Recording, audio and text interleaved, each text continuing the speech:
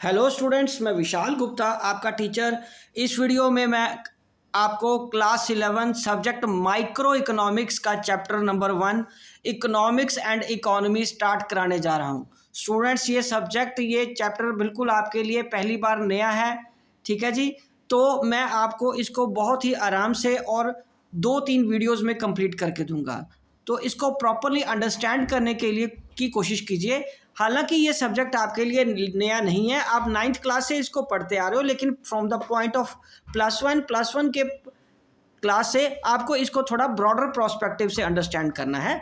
चलिए तो स्टार्ट करते हैं। Economics. So economics is that branch of knowledge which those activities of human beings are studied.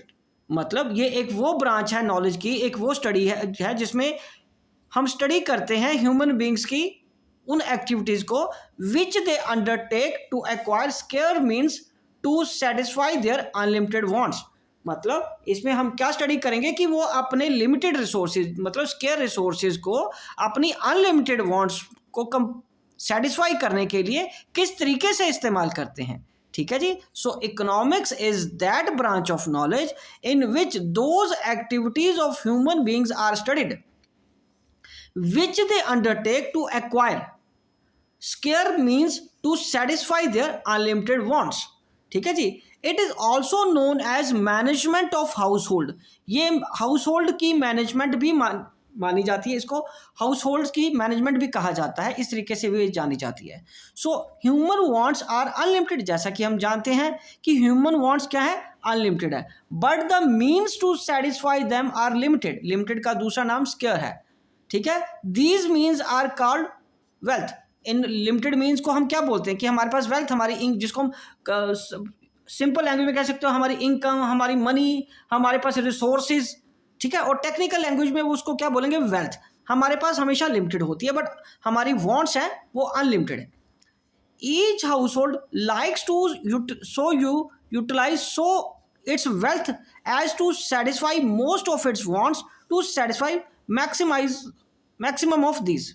मतलब हर हाउस होल्ड अपने वेल्थ को इस तरीके से इस्तेमाल करता है कि वो अपनी मैक्सिमम से मैक्सिमम वांट्स को सेटिस्फाई कर सके।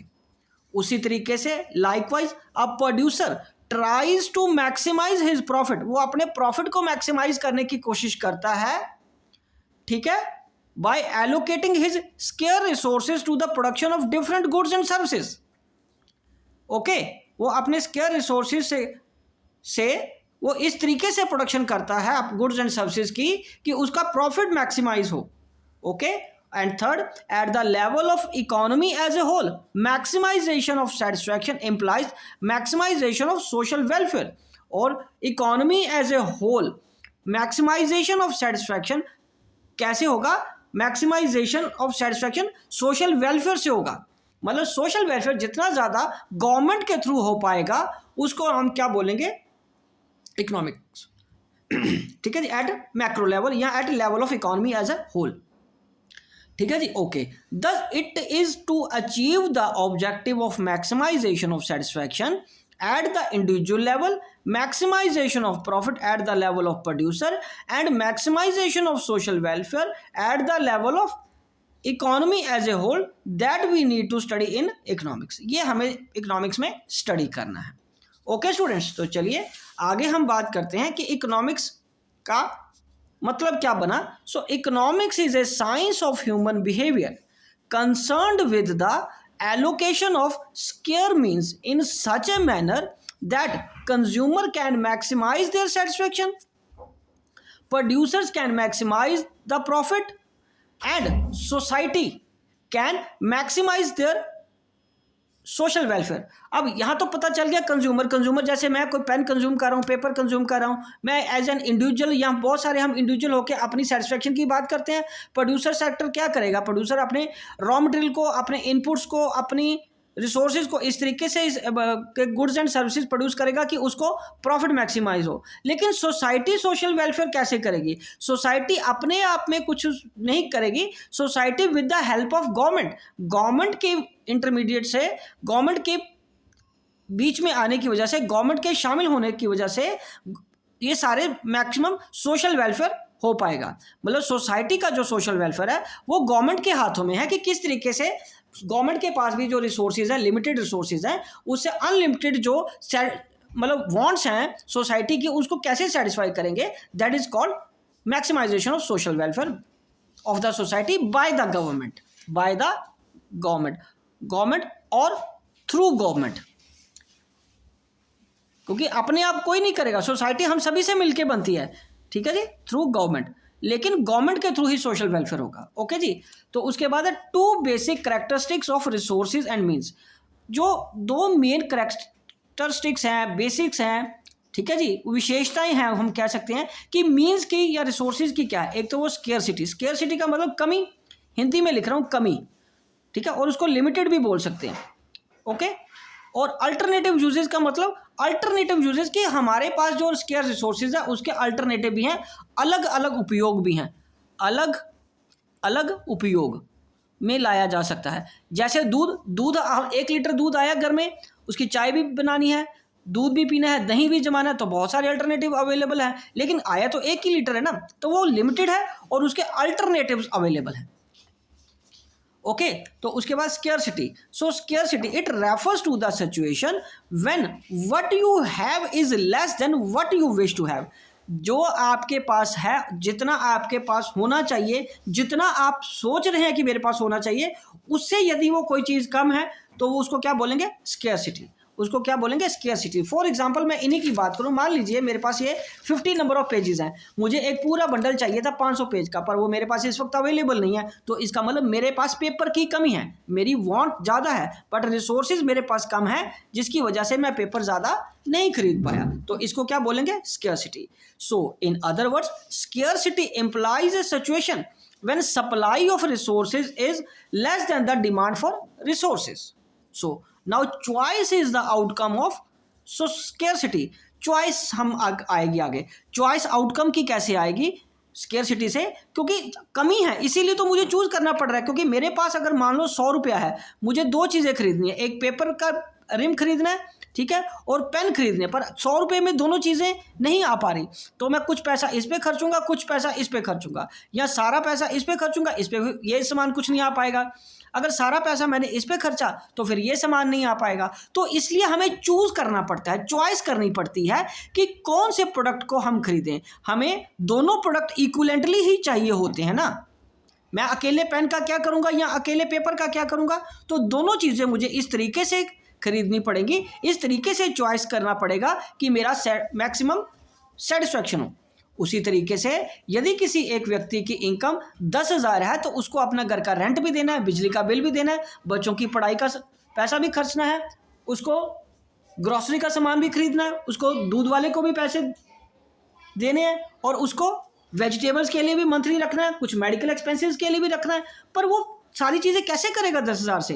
पर फिर भी तो लोग 10-10 हज़ार में घर चला ही रहे हैं ना। वो किस तरीके से? क्योंकि उनको चॉइस करना पड़ता है, क्योंकि रिसोर्सेज 10,000 हैं और उन 10,000 में वो अपनी सेटिस्फैक्शन कैसे करेगा, किस पे, किराए पे कितना खर्चेगा, बच्चों की फीस पे कितना खर्चेगा, मेडिकल एक्सपेंसेस के लिए कितना रखेगा, ग्रोसरी के लिए कितना रखेगा, तो उसको चॉइस करनी पड़ती है, ठीक है। लिमिटेड रिसोर्सेज में से उसको चॉइस करनी पड़ेगी। So choice refers to the process of selection from available limited alternatives. It emerges because resources are scarce. ये कहाँ से आती है चॉइस? Because resources scarce हैं and resources can be allocated to alternative uses, और resources को हम alternative uses में भी इस्तेमाल करते हैं ना, इसीलिए चॉइस आती है। मान लीजिए एक हलवाई की मैं बात करूँ, ठीक है, एक डेयरी वाले से उसने क्या खरीदा, मिल्क खरीदा, ठीक है, उसके पास 2 चॉइस हैं, या तो वो आइसक्रीम जमाए, ठीक है, या टी या कॉफ़ी के लिए रखे दूध, क्योंकि उसने तो सिर्फ 4 लीटर दूध लिया है उससे, तो ये अल्टरनेटिव अवेलेबल है ना, कि अगर वो ये बनाता है, प्रोड्यूसर की अगर बात करें तो ये नहीं बन, इसके लिए दूध नहीं बच पाएगा, अगर ये बनाता है तो इसके लिए दूध नहीं बच पाएगा। पर उसको अगर प्रॉफिट मैक्सिमाइज करना है तो अपने रिसोर्सेज को इस तरीके से इस्तेमाल करेगा कि उसका प्रॉफिट मैक्सिमाइज हो। ओके स्टूडेंट्स, समझ लग गई? चलिए अब हम आगे बात करते हैं। दस स्केयरसिटी कॉजेज चॉइस, इसलिए स्केर्सिटी से क्या निकलता है, चॉइस बनती है, and choice employs decision making, और चॉइस से हमें डिसीजन लेने में सहायता मिलती है। डिसीजन किस लिए, decision making relates to usage of limited resources in a manner that consumer maximize his satisfaction, producer maximize his profits, and society maximize its welfare. Society maximize welfare कैसे करेगी, ये तो मैंने आपको बता दिया, गवर्नमेंट की मदद से। बट जैसे एजुकेशन पे कितना पैसा खर्चना है, डिफेंस पे कितना पैसा खर्चना है, ठीक है जी, और सब्सिडीज में कितना पैसा खर्चना है, तो ये भी तो गवर्नमेंट को चॉइस करना ना, ताकि सोसाइटी का, इकोनॉमी में सारे लोगों का, सारे सेक्शंस ऑफ द सोसाइटी का वेलफेयर हो सके। कोई भी सेक्शन ऐसा ना रहे कि उसको रिसोर्सेज में से कुछ भी हिस्सा ना मिले। तो इस तरीके से सोसाइटी का वेलफेयर भी किसके हाथों में, गवर्नमेंट के हाथों, और उसमें भी उनको चॉइस करनी पड़ती है कि किस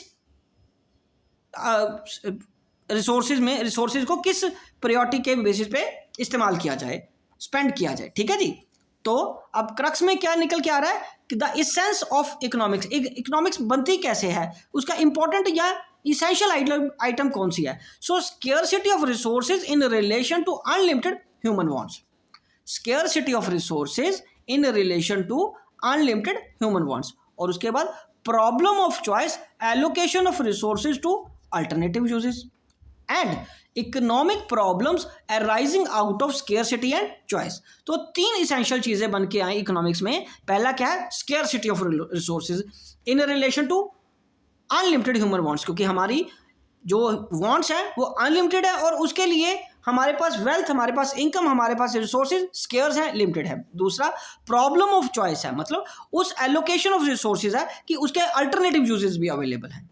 और तीसरा economic problems arising out of scarcity and choice, और इन दोनों की वजह से ही इकोनॉमिक प्रॉब्लम्स आती हैं, ठीक है जी। और उसको इकोनॉमिक्स प्रॉब्लम को कैसे सॉर्ट आउट किया जाएगा, अपने लिमिटेड रिसोर्सेज से अपनी अनलिमिटेड वांट्स को सेटिस्फाई करने के लिए जिन रिसोर्सेज के अल्टरनेटिव्स भी अवेलेबल हैं, इस तरीके से सॉल्यूशंस ढूंढा जाएगा कि maximum satisfaction to consumer, maximum profit to producer, and maximum social welfare in the economy हो सके, ठीक है जी।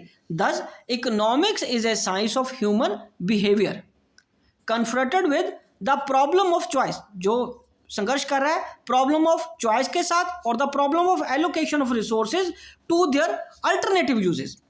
क्योंकि हमारे पास प्रॉब्लम ऑफ चॉइस है, इसीलिए हमारे पास जो लिमिटेड रिसोर्सेज है उसके अल्टरनेटिव भी है ना, उसको हमें ढूंढना पड़ता है कि किस वांट के लिए हम कितना पैसा रखें, किस वांट के लिए कितने रिसोर्सेज चाहिए, और and for achieving the objective of maximization of satisfaction for consumer, and maximization of profit for the producers, and the maximization of social welfare for the society.